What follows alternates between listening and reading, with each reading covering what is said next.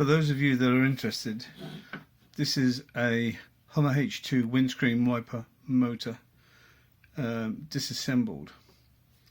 You have the electronics section. You have a worm gear. This is a worm driven cog which has got the spline on there which drives the windscreen wiper motor arm mechanism. It looks like there's some kind of magnet in the back which probably is picked up by a hall sensor somewhere on here. There's a 2-speed circuit. The black is the ground, red is the slow speed, brown is the high speed.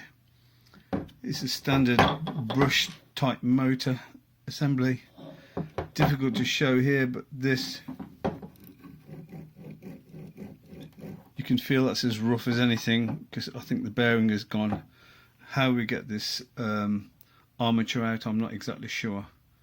But there is a circlip that was on here to hold the worm gear in. There's a little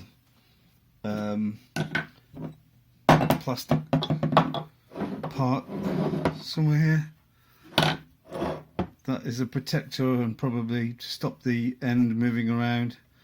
That took out, that didn't help, but it looks like the bearings are shot. However, the electronics were repaired. Can't remember what the name is off the top of my head at the moment.